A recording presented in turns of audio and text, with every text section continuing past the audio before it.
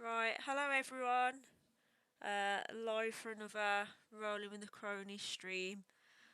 Apologies because I do look a little bit like deaf today. I've tried to hide it a little bit with makeup, but I've got the trusty old hot water bottle out, and it's really not the weather for a hot water bottle, is it really? But trying to get to 150 followers, so if anyone's new to the stream and enjoys it and wants to follow, please do.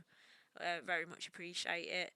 Um, Right, we'll just get started straight away, jump into it.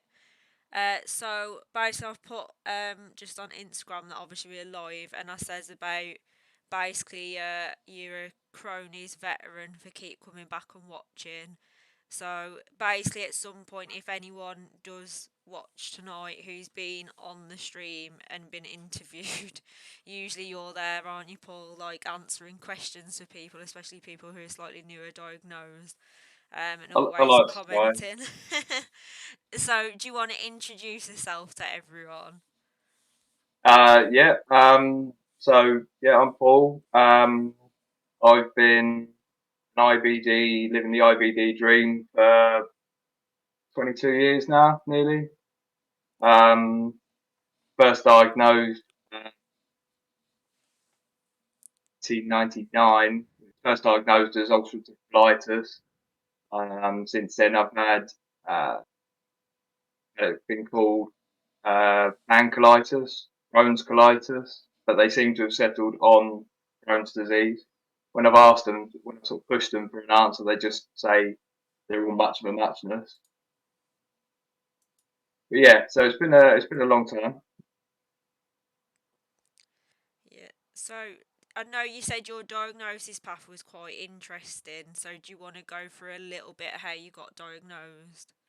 Yeah, see, when I the first symptom I had, I was at the local nightclub on a Friday night. Wasn't drinking, I was driving, and I was just sort of sat near the dance floor, and I threw up. It was a green bile. I thought that's not right. I felt okay in myself. Um, and then next day went to work as normal. On the Sunday, we went out for my mum's birthday meal. It was okay, but still not quite right. Then Monday, same thing. Went back to work. Tuesday was work at work, and that was the first day that I went to the doctors. That was the first GP appointment I had, and she said to me to have some Gaviscon and a couple of days off, and I'd be fine. Um, when the next day, Wednesday, was the first day that I felt too unwell to go in. Started to sort of deteriorate quite quickly from then on. Saw another doctor on the possibly a couple of days after that because I remember being on some medication, possibly anti-inflammatories, antibiotics. I really can't remember what it was, but the following Sunday, my dad and I we went to the out of hours doctor on the week, and we were obviously worried because if the medication wasn't staying in long enough to take effect, what was the point? Yeah. Um, and that doctor, he came out with a great one. He said, "Have you tried suppositories?" And I said, pointed out the obvious that from firing out of both ends, I'm going to have the same problem. Mm. Wouldn't be able to keep it in at all. Then Tuesday after that, so a week after my first doctor's appointment, a doctor came out to the house because I was in so much pain, wasn't keeping anything in at all, dehydrated. And that doctor said that I needed to go to hospital, um, and got taken in. Mum and dad took me in there. I could barely walk. I was in so much pain. Couldn't walk around the ward. I tried to walk. I didn't want to get in the wheelchair, but I Mm. was in just so much pain too. Um, had a couple of days in the medical assessment unit. Then I got moved on to the gastro ward, and that's where I stayed for the next 4.5 weeks.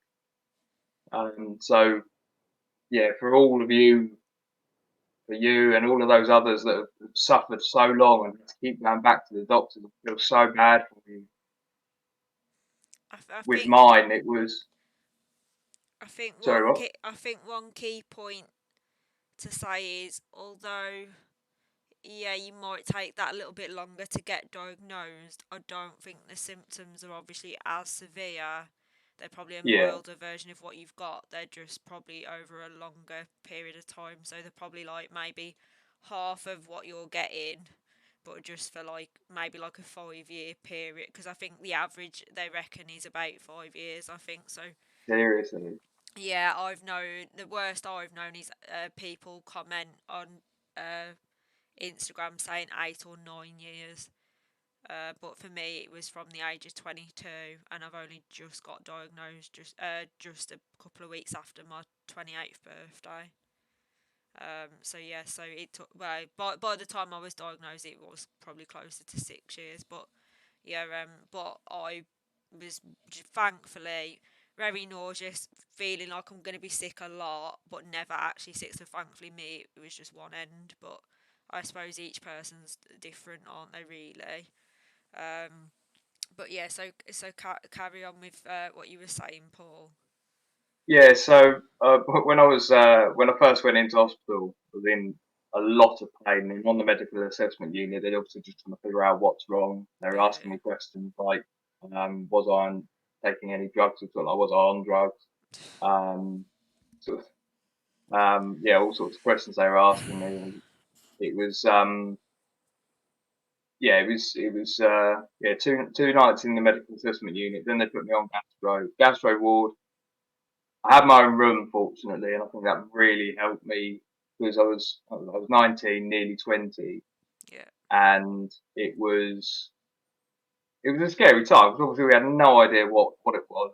yeah, The pain I was in then was just yeah excruciating.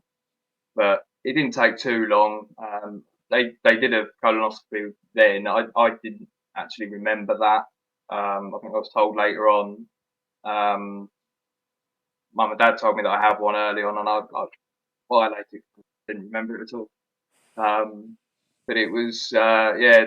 So the treatment that everyone waits so long for, those sort of tests, I was getting quite quickly, which is yeah. It got an early diagnosis for colitis,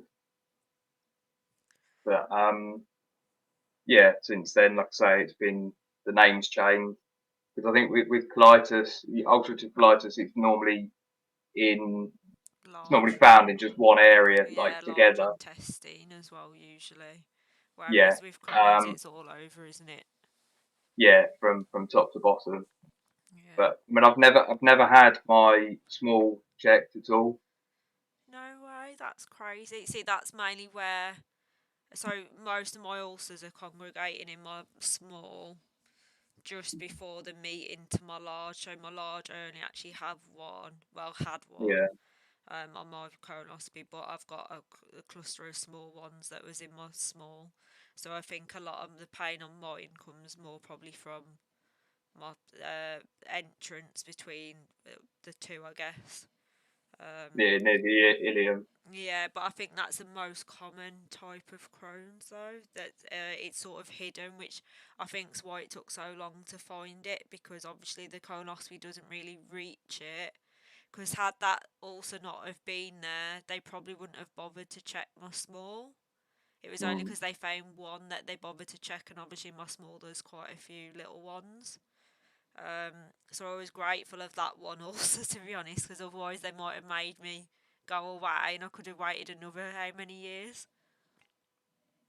yeah, I mean it's scary that I mean like we had the last week with Brooklyn. Yeah, yeah. His procedure and not finding anything to be yeah hideous to have to go through that for seemingly nothing. Well, they've basically said on his, he messaged me the other day, where basically they've said they've got no reason to investigate further at the minute. So unfortunately, he's back to square one, and I've probably made him feel a bit worse because I was like, "Don't give up hope." It took me 5 years, and at the minute he's currently a year in, but it shouldn't take up to another 4 years No, for someone to find out what's wrong. Whether it's IBD or not, there is clearly something not right there, and it's frustrating to watch, especially younger people. I think it's worse to like watch them have to go through it because I really feel for them because of, like I say, I showed signs at 22, which thankfully is still older, but I'm technically now quite old to be diagnosed, I guess, because I'm to the closer end of 30. And even at 22, I was probably a little bit older because I know a lot of people are like 18 and younger in a lot of cases. yeah, I was 2 months Yeah, off my 20th. Uh, yeah. Um, and I think the worst probably time to have it is if you're someone going through high school with it. I think that could be that. I imagine that's the worst ever.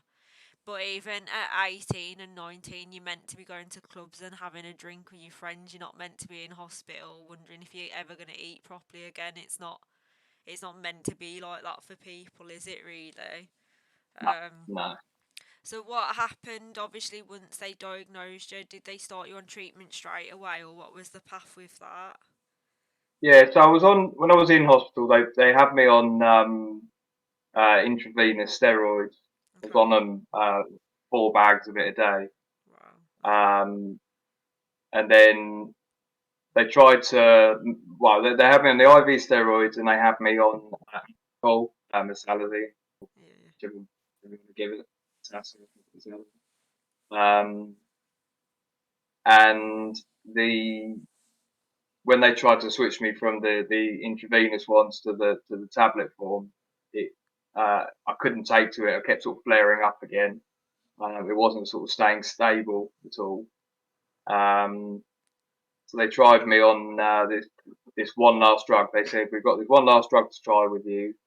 If that doesn't work, then surgery is the only option. So Yeah. I had the surgeon come and speak to me. I had someone come and show me what the bag would be like, and they explained it all. Yeah. So they're mentally preparing me for it, and that was yeah very very scary. Um, this drug they tried was it's called cyclosporin. It was this weird green liquid, and it was in this rickety old like syringe, Yeah. and it used to take about an hour to inject, Yeah. and like just slowly it would just sort of push in this like, gloopy thing. Yeah. And I remember scaring my mum because the, my mum and dad sort of visited a lot. They were very good to me at the hospital. They like let my parents stay even Yeah. sort of like outside at visiting hours Yeah. really Yeah. because yeah I was just yeah 19 and terrified of what it actually was. Yeah. Um, but yeah, when I was laying in bed after I had the first lot of cyclosporin, I was sat up fine, just talking to her, absolutely fine, and then suddenly I just sort of dipped and just slid down the bed and completely sort of drained, and that sort of terrified her a little bit. Yeah. But eventually, I mean, yeah, I don't know what that was, but yeah, eventually it was fine, and thankfully after the cyclosporin, when I went onto the tablets, it sort of stayed stable. So I think I was in there for another week with on the tablet form before they discharged me. But at one point, I was taking like 19 tablets a day.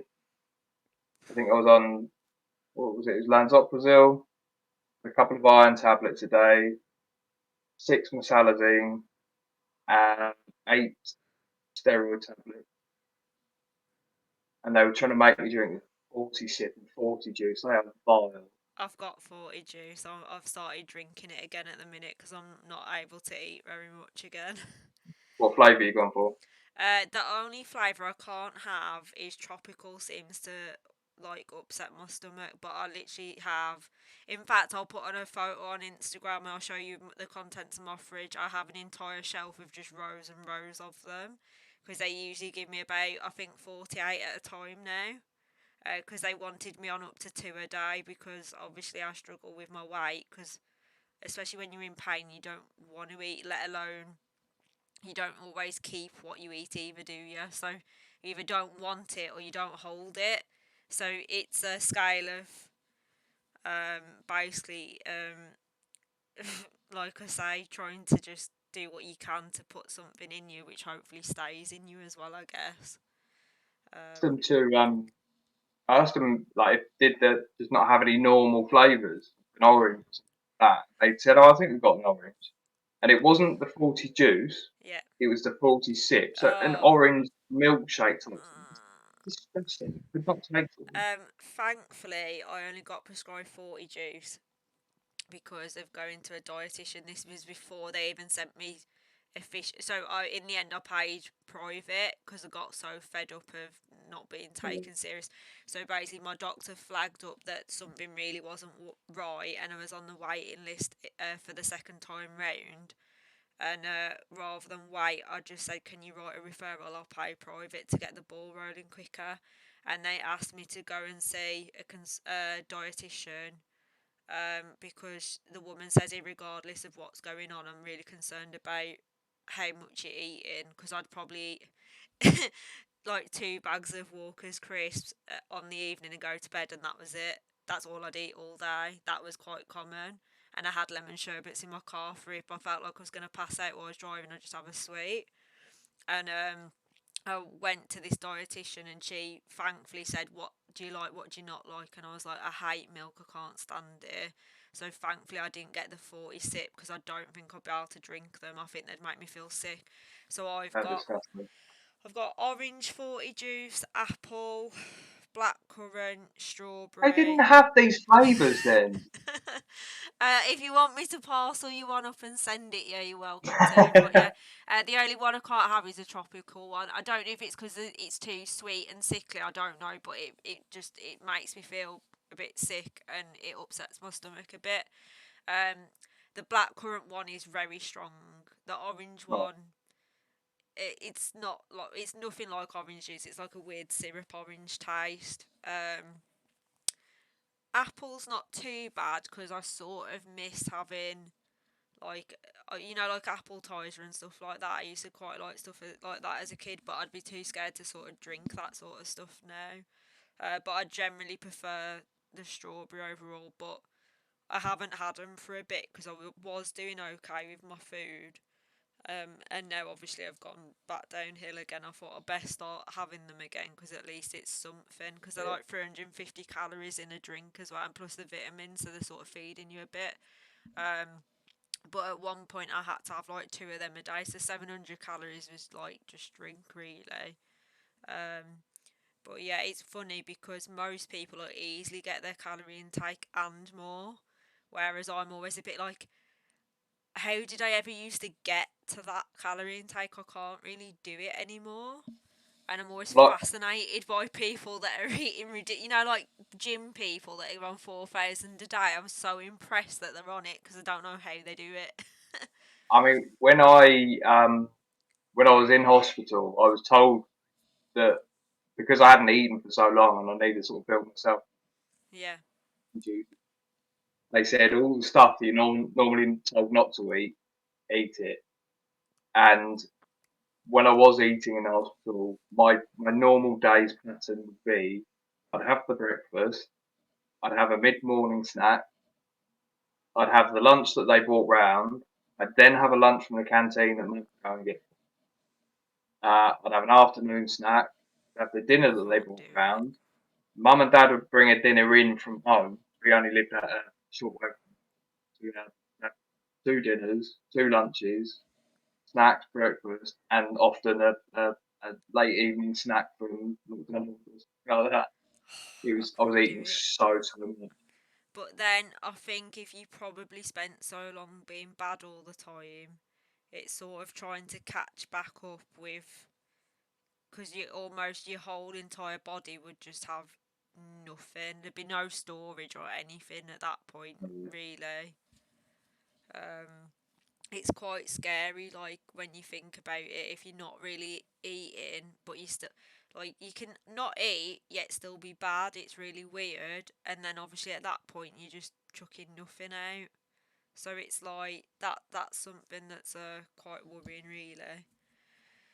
So obviously since then, how have you got on? Are you still on the same treatment you was originally on? What's happened since then? I mean, so when the steroids stopped, they moved me on to azathioprine. Yeah. Um, I was taking that for a while, but then I started to feel sort of better in myself. So when I was going to see the consultants, I was seeing different consultants almost every time, getting sort of different advice from each. It was a bit frustrating because I remember one told me that I could try coming off of the salazine and coming off of it all. So I did, but then I started to sort of flare up again. And then the next consultant I saw, he said that I shouldn't come off everything. At the very least, I should always be on the salazine. That would probably be for life. Um, so I've had a few years of sort of dipping in and out of taking my medication. We've got into the habit of not, and it can get quite depressing having to take pills every day, thinking this is it for the rest. Yeah. This is I've just taking these pills. Um, and then, I mean, a few years ago, I think it was 2015, 16 maybe, or later. Um, eventually, they tried me on Humira, which is the self-administered injection. The side effects for Humira were quite scary. The side effects range from coughs and colds to heart attacks and cancer, and you think, well, why on earth would I take this? But then, as my IBD nurse pointed out, don't take it. You're at high risk for cancer. Take it. There's a risk, probably not that high. So yeah, she took sense. So I did the Humira, and it's one of the best things I've done. It really, really sorted me out. I'd say it was that really got me in, got it really under control. Um, the other thing with Humira is it's really expensive to the NHS. I think it's like £200 or £300 an injection, something like that. It's insanely. So when I was under control, I was able to come off of it. We talked about what I was going to do to come off of it because there's more need. There were other people out there that needed to go onto it. So rather to save the NHS a bit of money and me not go on it, or me stop taking it and somebody else can go on it, they switched me to a captopril, otherwise known as 6MP, and that's what I've been on ever since. Have you been getting on okay on that as well? Absolutely fine. It's just one tablet a day I'm having to take with it.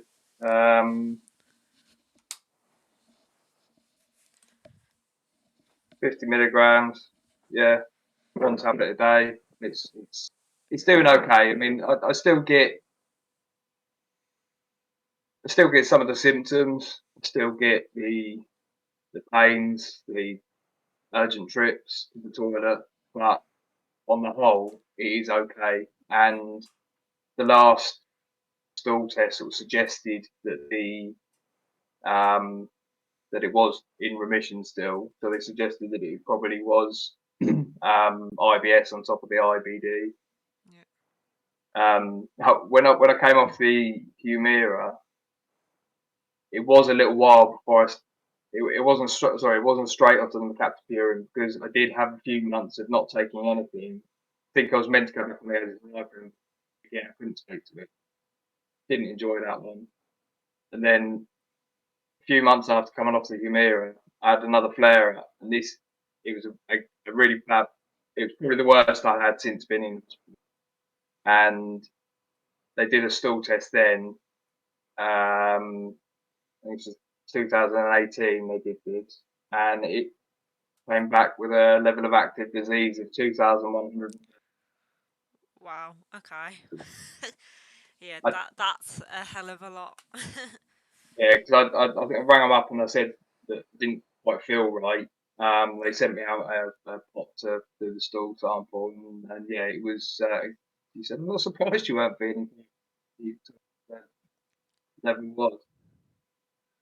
Wow. Okay. That's crazy sort of levels. Yeah. Do you mind me asking how often they get you to do stool samples? Is it most often when you is that quite normal to keep checking stool or not? I don't think so. No, I Okay. mean it's. I think it seems to be the one that if you're having a bit of a rough time, it's probably the one that I'd ask for because it seems to be the one that clearly shows whether how active it is. Yeah. Um, Because so I think, I asked my GP because I went the other day because I said, look, I'm really convinced I'm anemic. And obviously they tested me for anemia and it's come back. I am pretty anemic at the minute. But I asked her because obviously new to it. I said I'm not convinced, obviously, that I'm not having issues again. Do you do stool samples to obviously check to see if there's obviously inflammation there to give an indication as to whether it is my Crohn's or not? And mm, she basically dismissed me within reason, saying unless basically there's blood there, that they won't bother. But I've never, thankfully, really ever suffered with blood. But I know a lot of people say they get mucus, but not blood. Not every. I thought blood was more common in colitis than Crohn's. So yeah, so she wouldn't do a sample. But I thought that after speaking to people on here previously, that was a bit odd. And you obviously saying that, I just wondered how normal or unnormal that was, I guess. I mean, it's. I don't know how much it costs them to do, and that might be why they don't do it freely. But Yeah, it's the least invasive one. I yeah, think it's the least painful one. yeah, Uh, and like I say, I think it sort of brings back the more accurate results as to yeah. whether it's active in there or not.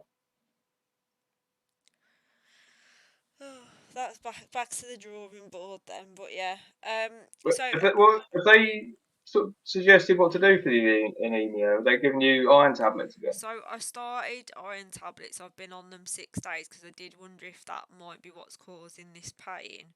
Because I haven't had pain this bad since I would say because in the November 2019 is when I went into the doctors because my mum made me go thinking I got a chest infection.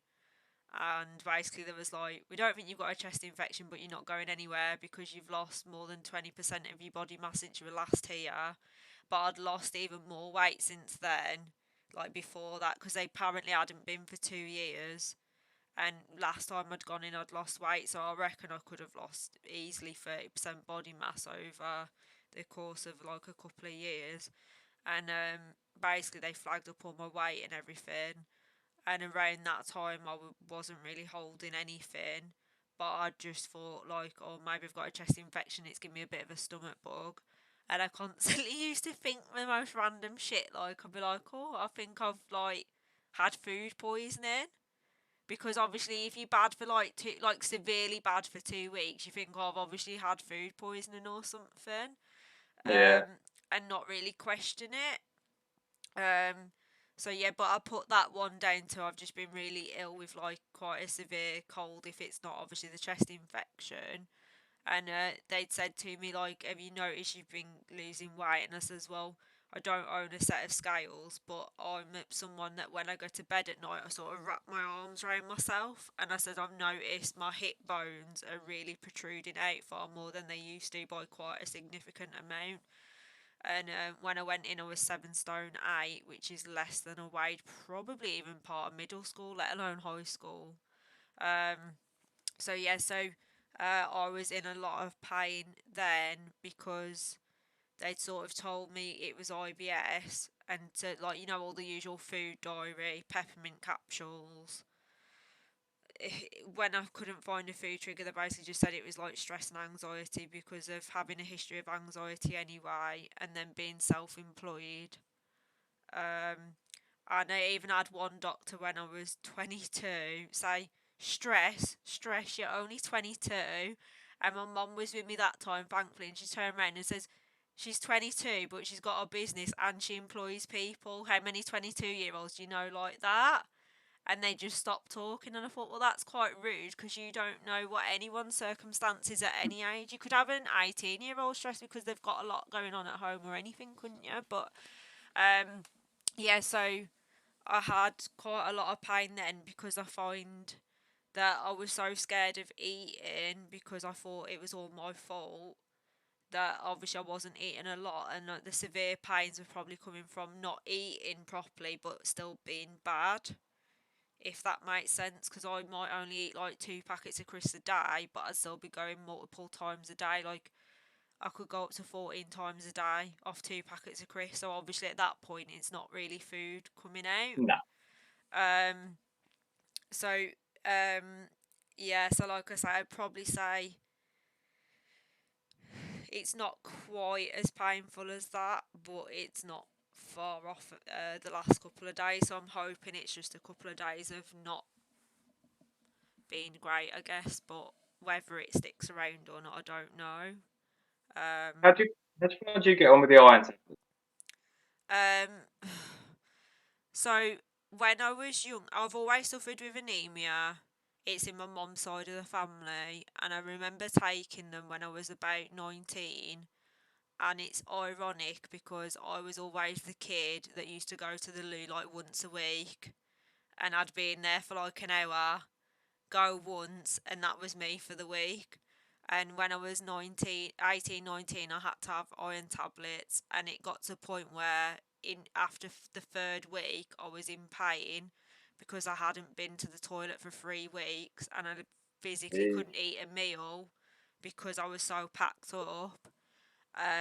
Yeah, now on iron tablets, I'll still go 3 times a day. So it might bung me up a little bit, but I'm still going 3 times a day on iron. And then you'll have everyone saying obviously they don't go, which used to be me. And obviously when I do go, if I'm honest, it's obviously it's black like everyone else does, but obviously yeah. you get all. It's weird because I get all black liquid in with it. It's really Yeah. horrible and grim. Um, but yeah, on the iron tablets, I'm not convinced they don't contribute to the stomach cramping, and I usually get a bit more acid when I'm on them. Have So you have you ever had an iron infusion at all? Have you ever been no, put through? I've never been offered anything like that ever. Yeah, I've had a few of those, and they one of the weirdest things I found from these iron infusions was I I know when I'm low because I crave sherbet. Yeah, yeah, Yeah, yeah, you know the sherbet dip dabs and the sherbet fountains and yeah, stuff. yeah, yeah, I used to buy them by the box load. It was like an addiction, and I'd never really sort of known why. I really craved them all the time. yeah. And then when I had my first iron infusion, that craving went, and I thought, very strange. So I had a box of them in the cupboard, and they just didn't get eaten. Yeah. And I was like, very weird. And then a couple of years down the line, that craving came back. So I went for a blood test, and it was low again. And I said, another iron infusion. And I don't know what it is about. Like, it wasn't just a case of any sugar. It was specifically those. That's Nothing else mental. did the trick. Mhm. And I don't know what it is. It is that actually? Oh, surely there's not actually iron in them though either. Though is there? You wouldn't have Surely thought so. so.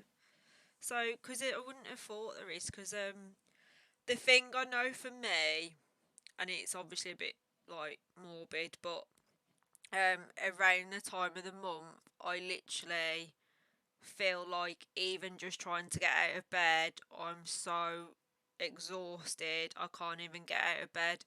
And I'm the sort of person who, that's why I get a bit frustrated with the hospital and stuff, is because I'm the sort of person that I could be flaring and I would still try and get myself to work, to try and work. It's only if it gets to a point where I physically can't get off the toilet to do clients that I would call it a day. But I've dried people's hair with my ribs not sat in the socket and everything. Like, I'll keep going. So obviously when they say like it's in your head, that because it does make me feel like it, because obviously I've got anxiety, Mm. that I'm like, oh, am I a pain, am I a pest, and they almost play on your mental health a little bit. But like I say, I'm the sort, if you can go to work and do like a somewhat not physical job, but at the end of the day I'm constantly moving this arm with my brushing it, and as I'm doing that I actually can pull my rib sort of out a little bit. so my lower ribs actually are sort of floating. So if you hooked your arm, like like a wobbly tooth, if you Yeah, like yeah, hooked behind my rib, you'd feel it wobble a little bit. So if you can imagine, as I'm doing that action, I'm sort of knocking them about. It can get quite excruciating. So if I can carry on about my day with that pain level, I don't think I'm as much of a snowflake as sometimes they try to make you out to be. Um, but yeah, so like I say, for me, I know I'm anemic usually when I feel like I just, when you can't get out of bed at all, but you have to try. yeah, When my iron come back this time, it was saying the one that's meant to be storage. It should be between 20 and 120. I think mine was 6. yeah. Um, so at the minute, and like I say, I'm only 6 days in at the minute. So I don't think that's obviously helping either. Because I imagine if you're knackered, then you're not fighting stuff as well, are you really? I Um, think I've been knackered for about 14 years now. I remember the last time I felt with this it. is what worries me, is because like I've sort of carried on thinking that, oh, it's my life, and then most people are saying like remission on the whole, you can live a fairly normal day to day life, and I'm a bit like, that's why I often ask on the stream like how often does everyone go in remission, because like at the minute I'm still averaging 3 to 6 times a day, so I'm not sure if that's remission or not. Don't I really have a wouldn't, clue. I wouldn't have thought so. Um, I mean, yeah, like I said, the last I tested, I was in remission. I have had a few flare-ups Yeah, since, often brought on by stress, people. Um, sometimes. Um, but yeah, I mean, I can sometimes go days, uh, every 2 days maybe. Uh, out of curiosity, would you be in pain if you went a few days?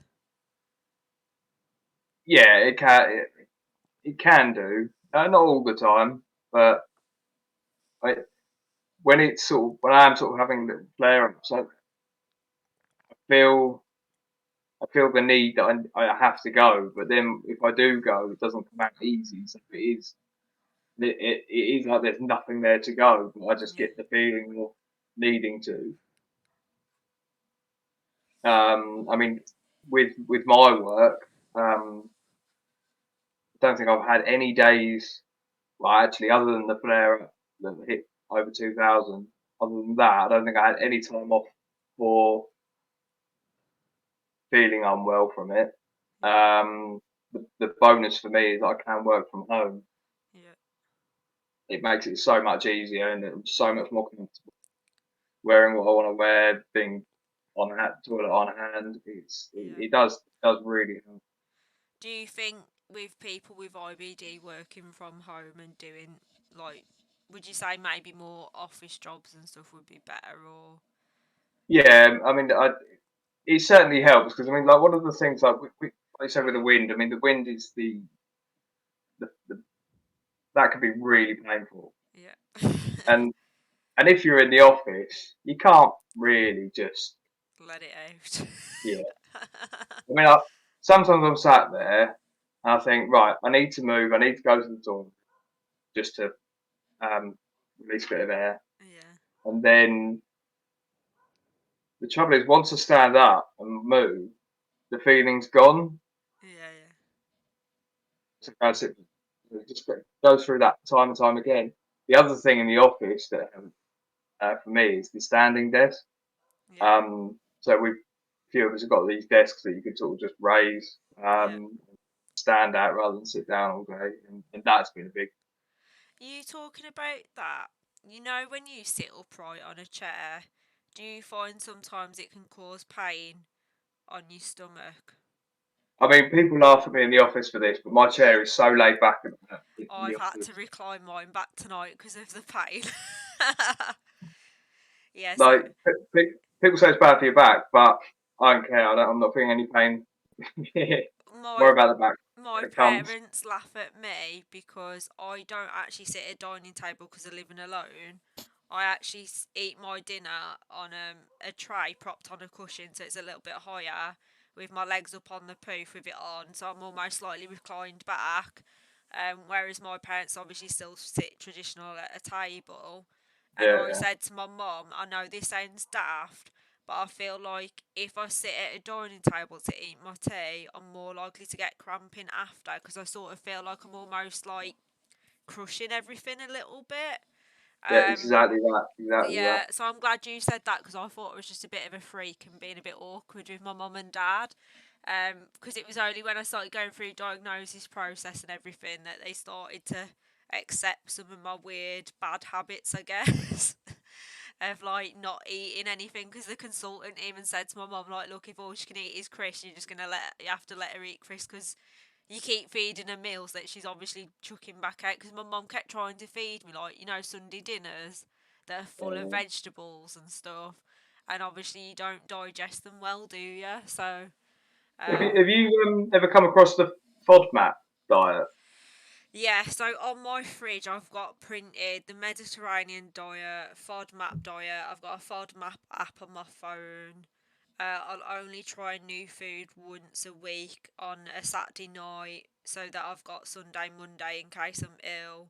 I read the ingredients on everything. That's how I found out I've got an egg intolerance because it was even happening to the point of just like a croissant was causing it. That's just mainly on acid reflux, so it doesn't really. It might hurt my stomach a little bit, but it doesn't make me go to the loo or anything. But like I'm pretty like strict on seeing what I'm putting in my body. Um, but I don't know.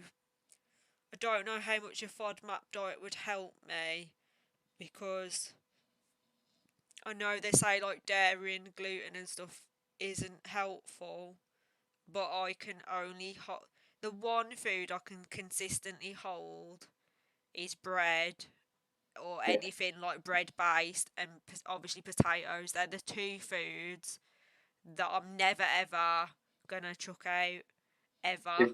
If I ever got told I couldn't eat bread, I'd I'd cry. yeah. Gluten intolerance sounded for celiac because I was with someone at the time when I was going through my diagnosis process, and he was like, worst case scenario is Crohn's. I was like, no, it isn't. It's celiac because if I can't eat gluten, I'd rather you just kill me because I don't want to live without pasta and bread. Um, When my family we go out for meals, we cause problems. yeah, Mainly me and my mum, because my yeah. mum's celiac. Oh no, Um, yeah, she can't have gluten, dairy. that's the worst. I think. Then there's obviously the ones that I have to avoid, like we all have to avoid, like the hot and spicy foods, that sort of Yeah. thing. Dairy for me is a bit Is that yeah. all So dairy or just like if you eat too much of it? um, the one that I notice it more is if I couldn't have a glass of milk, anything like that. Yeah, If I have a bar of chocolate, it's either got yeah, little to nothing in it. yeah, Um, Sometimes the crunchy's all right because there's not much on there. yeah, yeah. But yeah, so I mean, the other one that does do me is uh, pizza. Oh, I cannot eat pizza unless I make it from scratch at yeah, all. I mean, I every now and again I think let's give it a go, but like you say, you do it on a day that you've got nothing on the next day, next two No, days. I Um, couldn't eat. every time it kills me. Yeah, I'm the same. So basically, it only first started happening with vegetable pizza, and this was. I was still living at home, and they all used to take the pee at home because they often used to say Sam always goes to the toilet at the end of a meal to get out of clearing the table. Because if my mum's cooked, then I would have to clear the table. And they all used to take. Never thought anything of it at the time. No one did. But before most people, most nights, finish their meal, I would already be on the toilet before they'd even finish. But it wasn't like a bad bowel movement or anything, so never questioned it. But if I had vegetable pizza halfway through the meal, wouldn't even finish, I'd end up on the loo and the toppings would come straight back out how they went in within about 15 minutes of eating it. But over time, it got to the point that any pizza would put me in agony, and make me really ill pretty much. Not no sooner I had it, really 15-30 minutes, I'd be crippled over and in the loo. But I have Yeah. no idea what's in the pizza that's triggering it, because if I make it from scratch, I don't put garlic or onion or anything in it, and I just put the tomato and the cheese on top. So it's effectively like dough, um, sauce, and then cheese. And if I do it from scratch, I can eat it consistently. And I've touched wood off homemade pizza, never once been ill. Yet I can have little bits of garlic in food. So I have no idea what's triggering it in normal pizza, whether they're putting a filler in their base or something. But you're the only person so far I've found that can't have pizza either Kills at me. all. He's one of the worst. I mean, like I say, every now and again, like I mean, say every now and again, we're talking every like 3 or 4 years maybe. Yeah, Think really fancy one, yeah, just to take away pizza, and then you have it. no, Really regret it. I mean, I think some of it is the greasy food or oil that yeah. they use. Because again, like some chippies, some are okay, but Some aren't. some aren't. Yeah, I'm like that, but I've been like that since I was a kid. Actually, with chippies, I think it very much depends what they're cooking the food in. I mean, I do make sure that I eat a lot of what I can eat. Yeah. I mean, I've been a bit gutty over the years. Do I you remember, have issues with like fruit, veg, stuff like that as well? I mean, I probably don't eat enough of it to To know. find out. I'm not the healthiest of eaters. No one with Crohn's is, because you can't digest it anyway. So why even bother trying? I remember 'cause when I was in hospital, I ruined my mum and dad's wedding anniversary. It was their silver wedding anniversary, and they had a trip to Switzerland planned, so they didn't go obviously because I was in hospital. Yeah, yeah, So I bless them. ruined that. When we came out, we had this. We sorted out this surprise meal for them, and my brother came down from London to sort of look after me while we said that my mum and dad were going to go out with my aunt and uncle. Yeah, And keep up the pretense, mum made me dinner before they went out for their meal, not knowing that me and my brother are actually going to this meal as well with all the family. Of course, yeah. to eat my meal before going out to eat the meal at the restaurant. I mean, I'll keep up the pretense. Yeah, I must admit I avoid meal. Obviously before COVID, but I've got to a point now where I avoid meals out like the plague. That's like my idea of a worst nightmare. If someone said to me, "You've got to make the effort for someone's special occasion," I think I'd make myself ill just off crippling anxiety now. For like, if you told me a week beforehand, I think I'd be flaring like virtually every night all week, I, I, worried I about do get it. I do get anxious if it is places that I don't really know, and I Yeah, always need to make sure it's not one of those you can be on a night out. yeah, Spur of the moment decision of what to eat. yeah, I've got to know where I'm going. yeah, Um, I mean, we had friends. He was organising a stag do, and he wanted to go to an Indian. And I thought, well, that's not. mm, But he said, where would suit you? And I said, it's your stag do. Don't poke around me. Like, yeah, I'll come out before, and if I can't eat there, then I'll find something else somewhere. yeah, But yeah, it is hard. It does sort of stress you out when you're not knowing where you are. I mean, I like to go for little trips away, little driving. yeah, Um, take my camera, just yeah, yeah, been up to Scotland a few times. But I'd like to sometimes go further afield, but I can't risk abroad. I the thought that scares me. yeah, When I went out to Spain 7 years ago, I think a couple of years before that, yeah, but it was it was sort of unnerving. Like, but I was with other people. If I went away on my own, I'd be really so nervous and so anxious about it. And yeah, It's you don't wrong. really know what you're getting when you order your Yeah. food. It's wrong, really, but they reckon travelling does set off your stomach as well a little bit because it's almost like your time schedule gets mucked up plus all the travelling and everything. Because I mean, I, even yeah, go for it. yeah, even my little trips around here. The other thing is sort of sticking to what I know. So like the I don't sort of tend to go to like random hotels. I just sort of stick to what I know. It's a comfort zone, isn't it? It's Yeah, I do think that mentally you can put yourself in a little bit of a box sometimes because you get stressed about the thought of I don't want to flare up, especially while I'm away or away from home or like. To be fair, I wouldn't even want to go and stay at a friend's house overnight in no, case I was flaring or anything. And to be no, honest, I I don't can't. even want someone to stop here either in case I need to go, so I'm quite bad for stuff like that. We've had I think it was another mate's stag who we went to Birmingham, and I said I was going to have my own room. I said I'll even pay more if there's an odd number of if it's an even number of people. Me being in my own room, Yeah, I'll happily pay more towards yeah, other people because I've yeah. got to have my own room for my own comfort. Yeah, I think I would want to do the same as you actually, to be honest, because like I say, even the thought of flaring in my own home, like I say, with someone else in my home, where you're the comfortablest, is still a bit much for me. So it's quite bad because a lot of my friends are like, "Oh God, you're such like a commitment phobe," and I'm like, "I'm not. It's not that. It's not that I don't want them in my house because I don't like them. I just don't want them around me when I'm ill. There's a difference." Yeah, And I know like people will say like, oh well, if someone likes you enough, they're not bothered. I'm like, I don't care what they think. It bothers me.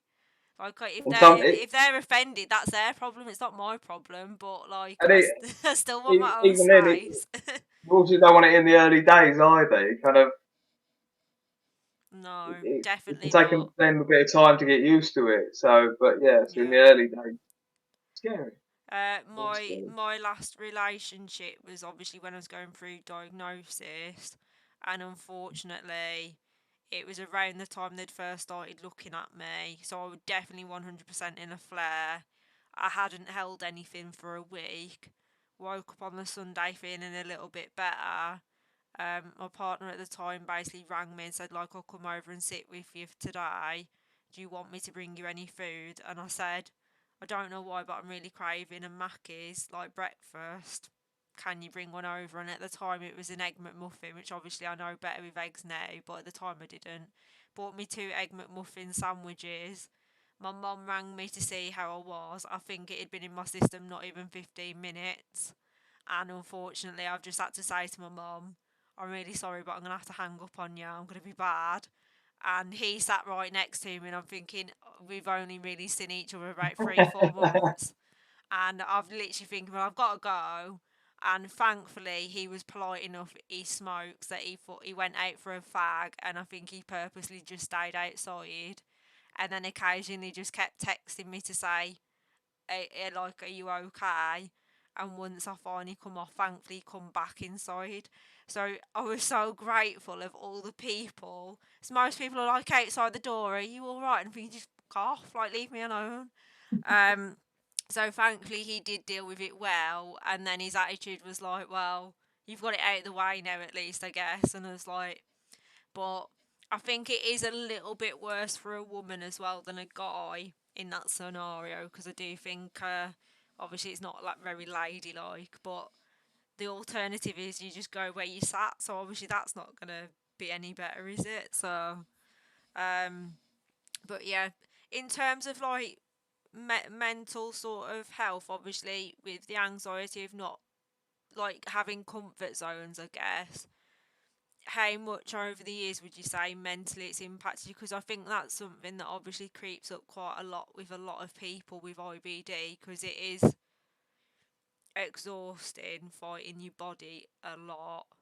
It is, and yeah, like you said, getting up and doing things is just it is hard work and it is mentally draining. Yeah. I mean, I don't. It's probably it has probably affected me more mentally than I think it has. Um, I've never been one to sort of seek help on that front, but I do kind of know. I mean, the biggest help is obviously talking to someone. Um, so I've got a small number of friends that I can just talk to about literally anything. That's good. Um, but yeah, I mean, it probably has affected me more than they realise. Certainly confidence. I mean, I dread to think if I had to have had surgery and I had to dread because I mean I wasn't that confident going out anyway. Yeah. Sort of going out with a bag with, attached to me. Just yeah, I don't know how I can cope with that. Do you But think that's something that might happen eventually, or have they said you've got good odds on staying on treatments? there's not been any talk of surgery since. Yeah. Some drunk down the pub once told me that I should have surgery because it could be the best thing I've ever done. Yeah. You never know if it's going to be reversible. Yeah. They didn't really know how much of it was affected, so you don't know how much they're going to take out and whether they can afterwards. Um, but yeah, I mean, it's not been mentioned. But I think if it happened to me now, I wouldn't be as bad or as worried about it. I don't think. But touch wood, it doesn't happen. Yeah. Yeah. With confidence, is it not? Is it more like without saying in harsh, like I say? For me, I don't personally want to see someone see me maybe a bit not. I suppose it is vulnerable. Really, I'm quite someone who wants to be seen as quite strong. I can do anything with it. I don't need a bloke, blah blah blah. And the thought of sometimes like I've got stuck in the bath sometimes because I don't do it to myself every time. When I'm in a flare, I start cramping really bad and it can affect my rib as well. So I'm getting the pain off both. So I'll run the water for a bath. You feel like when you have a flare, I can't explain it. You're obviously so exhausted, you feel like you could just collapse. Shove myself into this hot bath to help with the inflammation, and then obviously realise that you then don't have the energy to sort of get yourself back out. So thankfully I've got kick taps where I can just keep kicking them with my foot to put more hot in until obviously eventually it's too full and it's freezing. I have no choice but to eventually like try and get myself out of the bath. And like I can joke about it when it's not happening, but at the time you do get a bit like, what if I can't get myself out? I live alone. How am I going to get someone to help me get out of the bath? Plus, obviously, I've got no clothes on. So I've got two of my best lad mates who live round the corner. But I don't really want them to see me like that, for instance. So, No. like, obviously, I know they take the piss out of me and trying to lighten the mood, but it obviously is you quite vulnerable, aren't you? So, would you say confidence wise it's sort of stuff like that, or what is it? Would you say it is for you? Yeah, I mean, in many respects, I'm a bit of a control freak, and I tend to like to be the one that helps people rather than Yeah, admit yeah, I need help myself. yeah, So yeah, I mean, I do push myself sometimes when I shouldn't. yeah, Um, I remember going to a few years back, we went to a trampoline park near here, and I was having a bit of a rough time down there, so I couldn't really do too much bouncing. Do you know what I mean? yeah, But yeah, yeah, I don't like to admit when I need help. Yeah, like you say, you don't want people seeing you vulnerable. yeah. Do you think that that sort of stuff affects obviously with like friendships and relationships, different stuff like that? Yeah, it can do. I reckon so. Um, I mean, it's things going back to like the nights out and stuff when you really can't sort of feel it, or if you do sort of if you are going out with a group and you're staying over somewhere and you want your own room. You're kind of distancing yourself a little bit. Yeah. And most of my mates are really good. They all understand what it's like. Yeah. Not firsthand, but yeah, they know I wouldn't say it if I didn't if something wasn't. Yeah. Um, but yeah, it when they don't, because it is the invisible illness. They sometimes just you do wonder if sometimes they don't believe you. But again, is that just in my Yeah, I do think a lot of stuff I think you can make it worse sometimes in your head. Like, don't get me wrong, I think the symptoms are very real and they're very much there, but I do wonder sometimes if you can amplify them further by going and overthinking, like you say, is this really happening to me? And then I think, am I am I just being a bit of a snowflake and whatever? And I think you almost work yourself up then as well. So on top of what you probably are feeling, for the sake of just going, yeah, I am cramping and it's not normal or something. Um, but yeah, it is a hard one. But I do think they don't ask enough about the mental impact that's probably going on, and I don't think they really ask about pain threshold, like you pain levels either. All they seem to care about is what's going on in the toilet, I guess. They don't. For me personally, I don't know for you, but I haven't really ever been asked much outside of my toilet habits, really. I mean, the IBD nurses in my hospital have been very good. I mean, I've actually only met one face to face. The other one I spoke to for the first time Yeah, last year. That was a telephone appointment. But yeah. yeah, no, they are very good, and a couple of times they often give you a questionnaire to fill out about how you are feeling and stuff. That's really And good. um, and the last time I went into the hospital, I did get given a little tip, a little guide to Yeah. about the mental health stuff. So they are very good at it. Do you mind me Really asking impressed with which them. hospital that is? Because that's the first I've ever had anyone say anything like that, actually. St Richard's Hospital.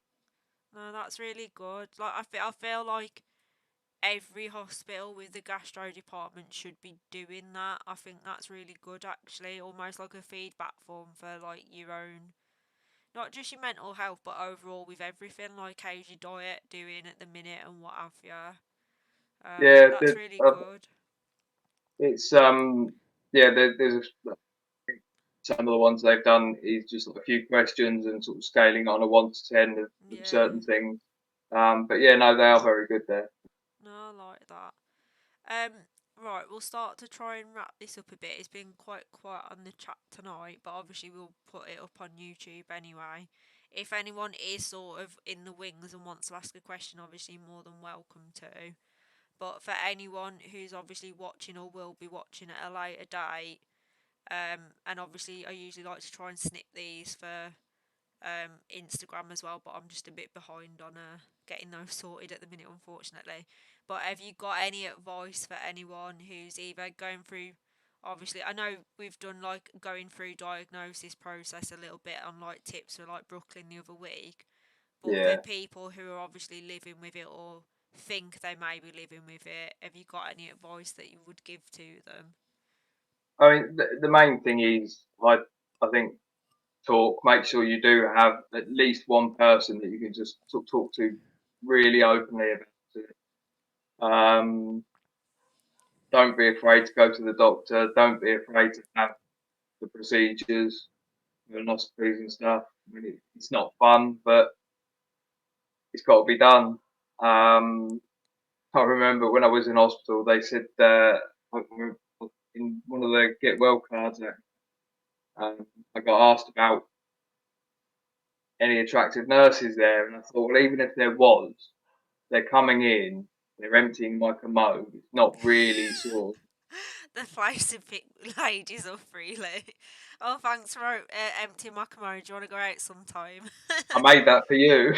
um, Yeah, yeah, it's yeah, please say it's that next time. I would love that. Please do that. it's yeah. I mean, you do have to sort of see where you can see the light-hearted side of it. Um, I say don't be afraid of the treatments. I mean, uh, I've had a colonoscopy where I had had an audience, the people who provided the equipment for doing it. Yeah. They said that they were there to see it in action. Would they mind, or would I mind if they watched it? And I was like, "On, you need to see it. You're not doing it for fun. Thank you for making this equipment, really, because Yeah, it." yeah. So I said, I offered to sign a copy of the DVD after. I said, but I did draw the line at them sort of streaming it to the big screen in the reception area. Well, if you could get money from it for like a royalty, surely it might be worth it then, because you could put it on like an OnlyFans sort of page. That could bring I in a mean, lot of income. I've got a couple of pictures from them. Yeah. I think we should all set up an OnlyFans, like a joint OnlyFans across the board for Crohn's and colitis, and just share all our colonoscopy photos and all that sort of stuff. Because there's got to be someone out there who's like dead into it. There's got to be. We'll start making money If out of there is, these I don't want to people. make that person. I don't, but if they can, I mean, they could single handedly probably cure IBD with all the money they could provide. So, in which case, it's worth being a bit like black market, seedy sort of thing if it can help, I guess. But yeah, I don't know. Like you Yeah. say, you have to see the funny side of it. I mean, it's like the doctor, the consultants, and the nurses. You kind of want to ask them, what on earth possessed you to get into this field? But thank you for doing it. Yeah. You're really weird. Why are you doing this? But thanks. I assume with a lot of them, especially the nurses, I think there's usually either them directly or a family member usually, I think, got it. Because I think it's one of those industries where I think you'd have to have a close member of family or directly yourself to maybe encourage you. So I don't know otherwise what, like you say, you'd think, oh wow, the bell's the most interesting part of the human body. Let's go into that field. But then at the same time, if someone said, do you want to work on people's bells or do you want to be a dentist? I think I'd rather work on people's bells because I don't understand why people want to put hands in people's mouths. That's the weirdest thing to me. Like I would rather mess with feet or anything before mouths. I don't get teeth. Like why anyone wants to be a dentist, I don't get it. Even from the money aspect, I don't get it. Um, but yeah, definitely would rather put tubes up people's backsides and be a dentist. Easily, hands down. Um, right. Is there anyone else who, if anyone is in the chat and wants to ask a question, obviously feel free. Because we do always usually rely on Paul for I mean, information. the other tip as well would be just to sort of keep watching streams like yours. Um, we spoke about it briefly yesterday. Mm, It's when I first fell ill, uh, there wasn't really an outlet for it. There wasn't really anyone to sort of speak to. I mean, there wasn't much of these sort of live streams going on in '99. And it was uh, one of the things that they did is on the Crohn's and Colitis magazine. They used to have like a pen pal. yeah, Um, that was a way of meeting people that had it or starting to talk to people that had it. And sometimes I think it does help talking to a stranger who knows what you're going through rather yeah, than talking to people that you directly know. yeah, Sometimes talking to a stranger does help. You sometimes find that you open up a bit more because you know they've been through it. yeah, yeah, Um, and I mean, the other thing they did used to do, they did. Um, I never really went to them. It wasn't my sort of thing, but they did do regular sort of like coffee mornings and stuff. yeah, People. My mum did go to them because she wanted to understand what I was going through, yeah, so she yeah, went to quite a few of them.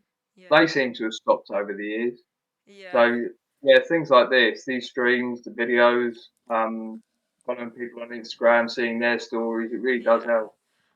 I know Joe, the guy who won my poo trophy, he said Yeah, he'd gone to a few before COVID, but obviously COVID stopped them.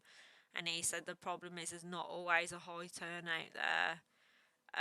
But it's weird because since doing the stream, obviously I've started chatting to quite a few people now, so some of which on a regular basis.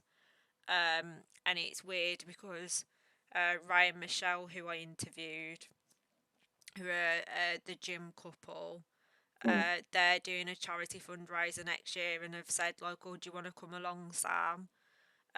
And James, who I interviewed, who was chatting last week on the stream with Brooklyn when you were not last week, the week before, sorry. He knows them directly. He put me in touch with them. So obviously he's there, and they've said about obviously, do you want to come and get involved in the fundraiser we're doing?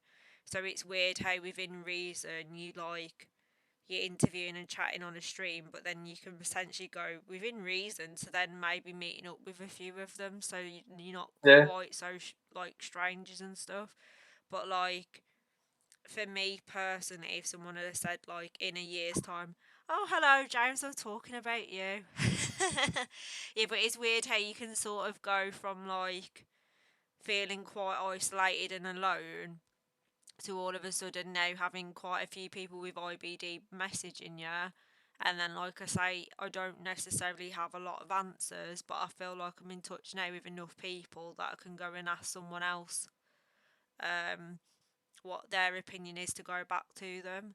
Because I yeah. know Laura, who was interviewed a few weeks ago, she asked about iron infusions, and I can't remember if it was you or James who managed to answer the question for me. I think it might have been you actually, Paul. So I think then, we both. I think a yeah, couple of us did say something. yeah, and then obviously I could go back to her and say, in fact, that's reminded me before, because you guys are probably the best you might know. I've had a question come in to ask about it, but I'm going to have to scroll up to find it because I don't think I even know how to pronounce it if I remember right. Bear with me. It's alright, it's my friend Siddy, so he sends quite a few messages to me now because if in doubt, I get all my medical advice off him now. I treat him like my doctor. Um, oh God, where is it? I might have to ask him to send it me again actually. Um, Bear with me 1 second. James, if you want to ask a question while you're here as well, because you're quite good at asking questions. Um, I am just trying to see if I can still find it. I may have gone past it. He asked me about something and I've never heard of it, but knowing Sid, it could be anything. Like it could even be herbal or anything. Knowing him, to be honest. Um, if not, I'll have to hold it off till next stream.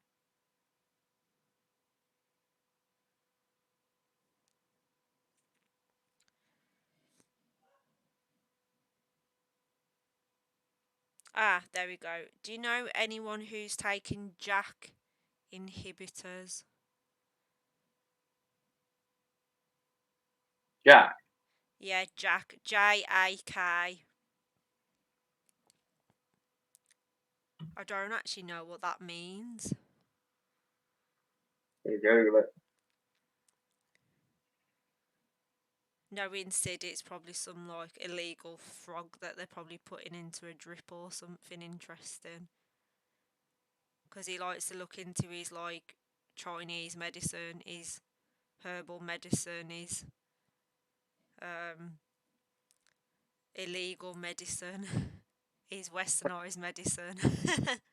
Take your neuroscience research further. Biochemical.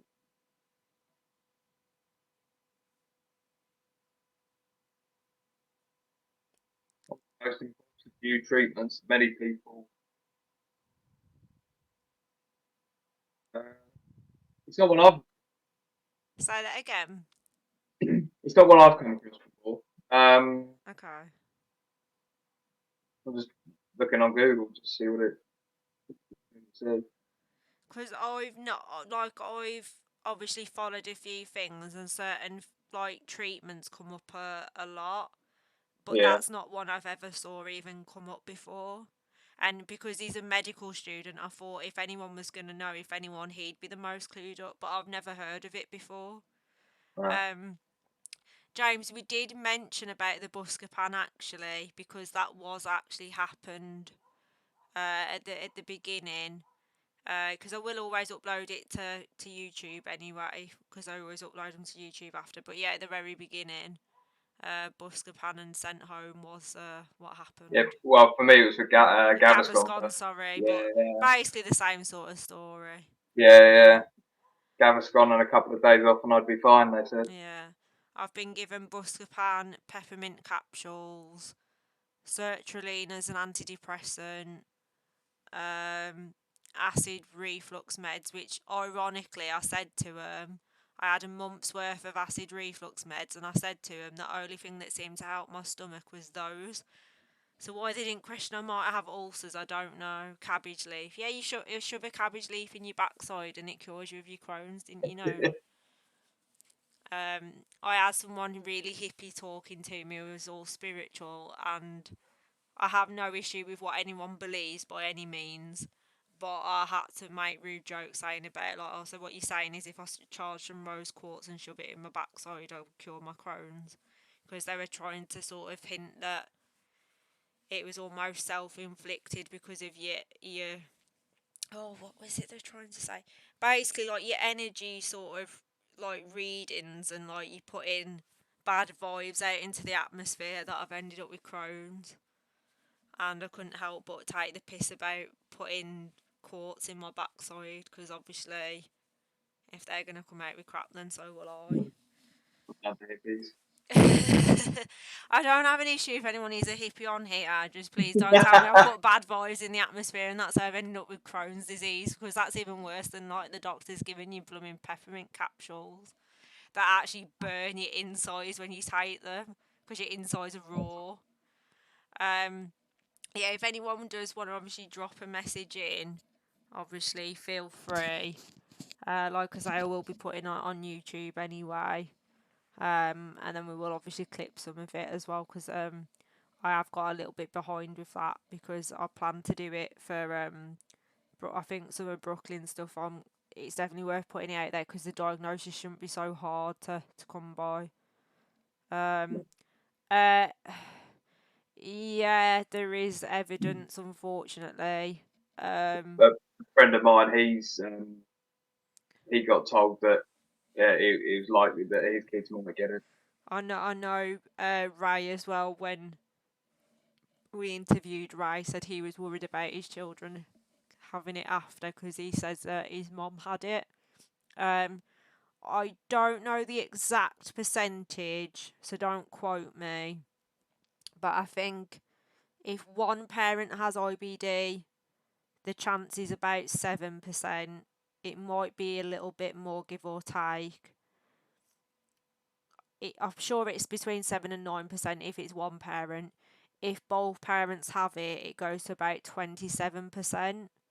So if both of you have it, there's a higher risk, because I know it sounds harsh, but in the dating sort of world, it's come up a few times where I've been chatting with people, and some people's attitude is they want someone who relates to them, who understand the illness.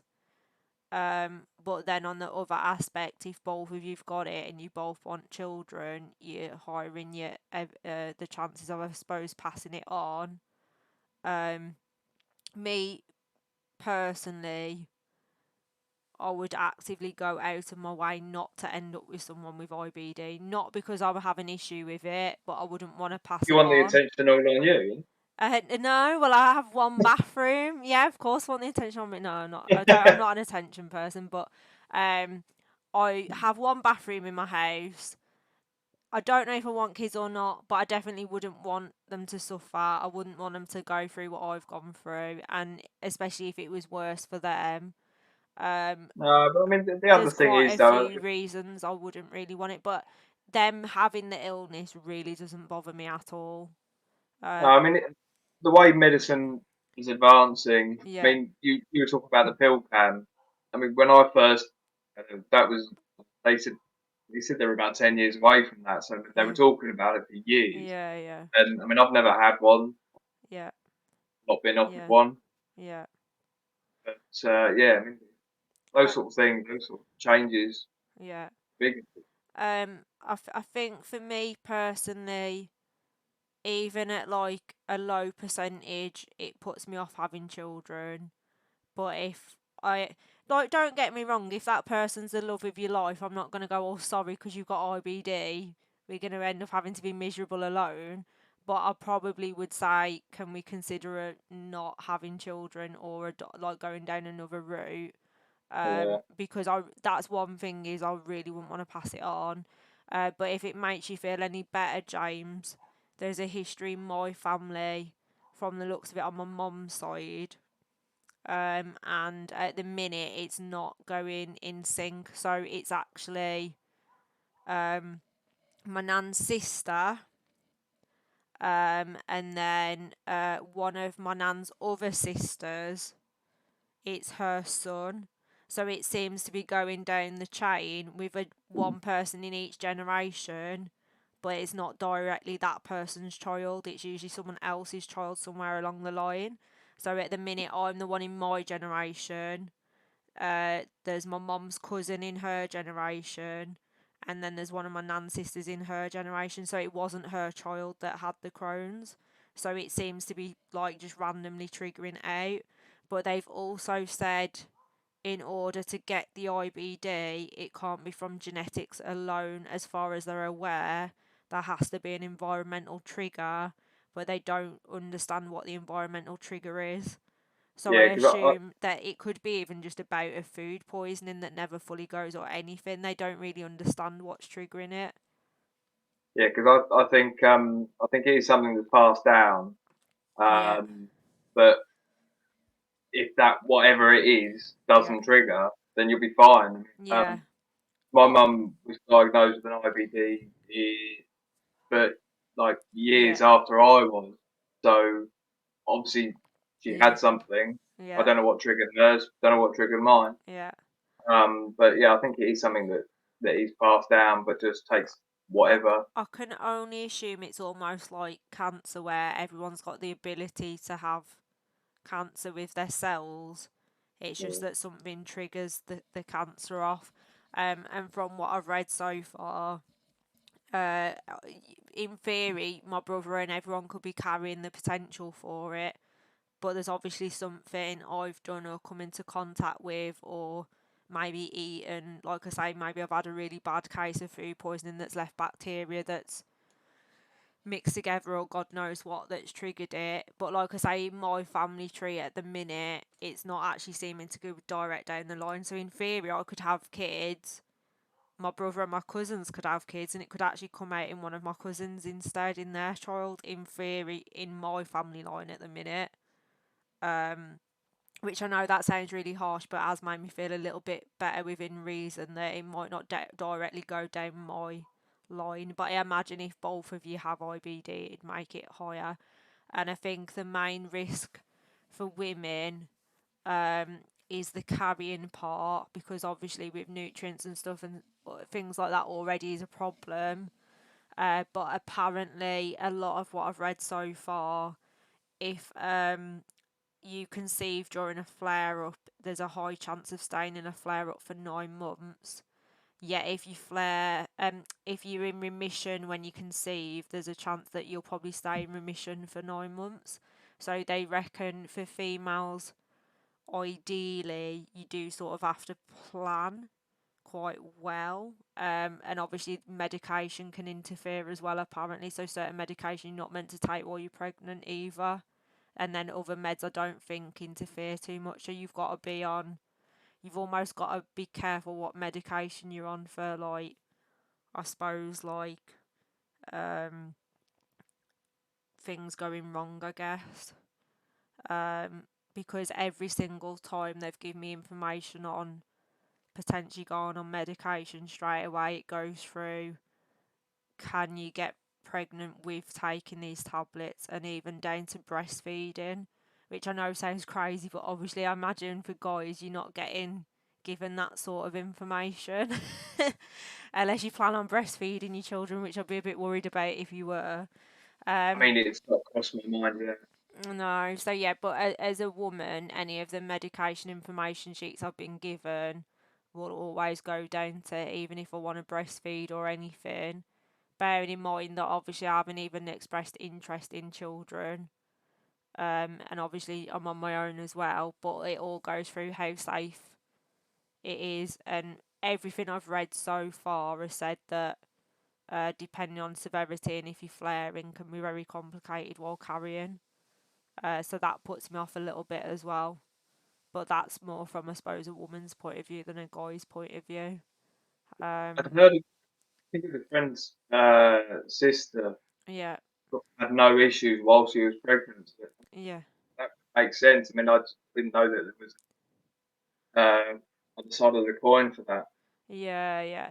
At the minute, like I say, I've not read anything that contradicts that because at Christmas my parents bought me two Crohn's and colitis, mainly Crohn's based books. I had Crohn's for Dummies and I had another Crohn's book, and I had two Laugh on the Loo books as well. But so far, I've only briefly read some of those books, and both of them mention about flare ups with pregnancy and stuff I've read online as well. Say that ideally you sort of need to time it with remission, because if you're flaring, you're probably in for a bit of a tough ride. So that also somewhat puts me off a little bit as well, I think. But at the same time, I'm not a doctor, that's all just stuff I've read. But it seems to be pretty consistent. It's not like, Mm. with diet diet on Insta, you go to one page and it's like, don't eat dairy. Then another one's like, don't eat dairy and gluten. Then another one's going, no, diet doesn't factor in. Then someone else is going, no, you'll be fine. Actually, eat all the meat you want. Then another one says something like that diet doesn't seem to be very consistent when you look online. Um, but certain information does seem a bit more consistent, I guess, and that was one of it. So Uh, back in the FODMAP, but because it's like things like tomatoes. yeah. I know someone with cancer. She massively suffered. She can't do tomatoes at all. Um, I'm I was thinking, well, 50-50, so my favourite food is Italian, like so pizza and pasta and stuff. It can cause quite a lot of pain for me after I've ate that sort of food and quite a lot of acid. But then other times I can eat it and be fine. I very much think in a flare up, not a chance. they're on the If I'm low pay. healthy, I'm a little bit. I'm within reason. If I'm healthy, feeling good, I'm usually okay with as long as I don't take the piss with it. Yeah, But in a flare up, if I try to eat pasta with a tomato sort of base sauce on, I'd be in agony. yeah. um, Tomatoes are on the low pay. yeah. Um, I think I think like I say with diet is very much a trial and error and see what Yeah, suits you. yeah. 100%, I think it's what suits you because what suits one doesn't suit another. Whereas like other things, like I say, where it comes up like reoccurring information where like you can consistently sort of talk to people like in a flare up and they'll all go, when I've rushed to the toilet, I literally feel like I could do like that after I feel that knackered. I think stuff like that's pretty consistent across the board and stuff. It don't matter on severity or whatever. But certain things I think very much down to your personal body really. But Yeah. does anyone want to ask any other questions? Because if not, I'm going to wrap it up because we've been going at it an hour and a half now.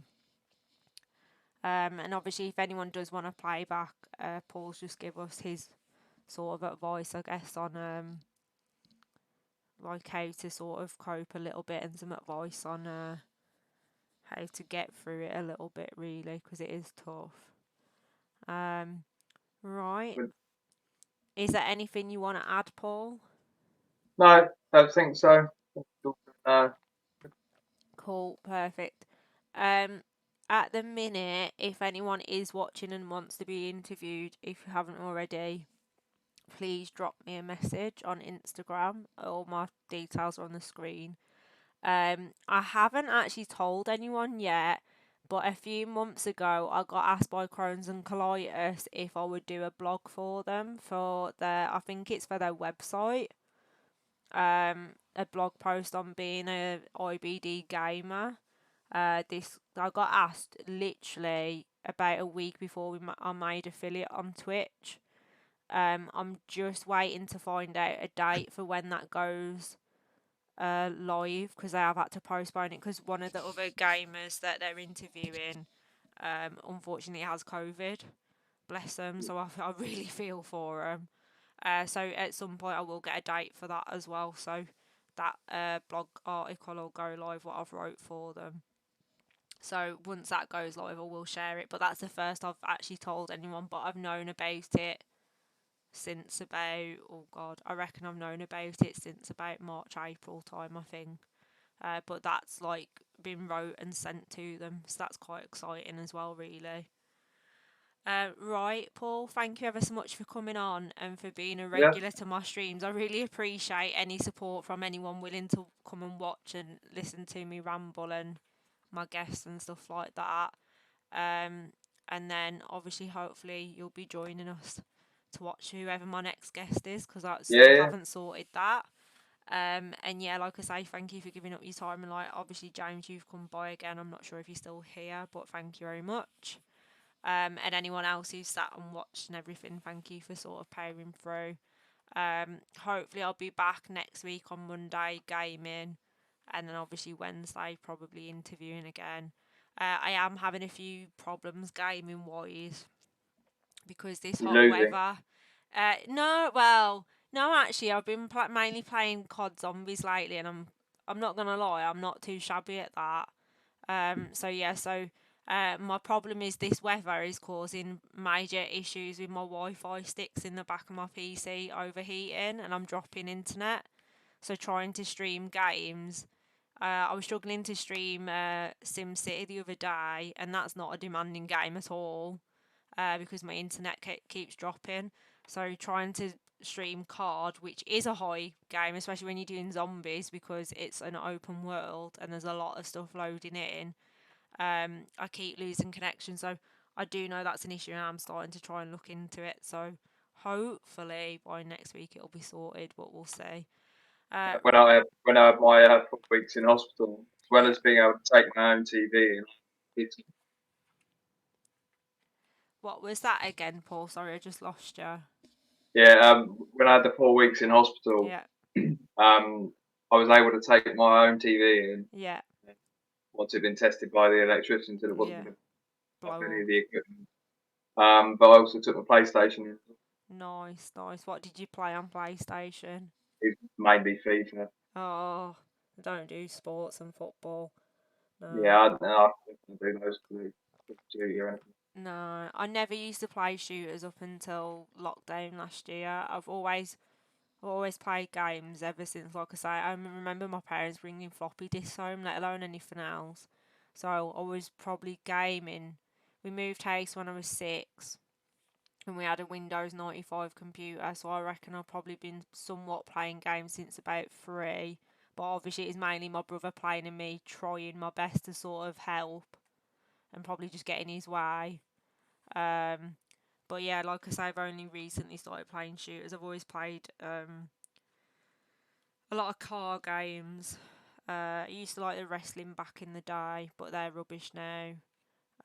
Platform, simulation, tycoon, bit of everything really. There's very few stuff like, the only thing I'm not bothered by really is like, the Dungeons and Dragon type stuff. But I imagine if I Yeah, started playing it, I'd probably get into it. But I've just never had any friends playing it really.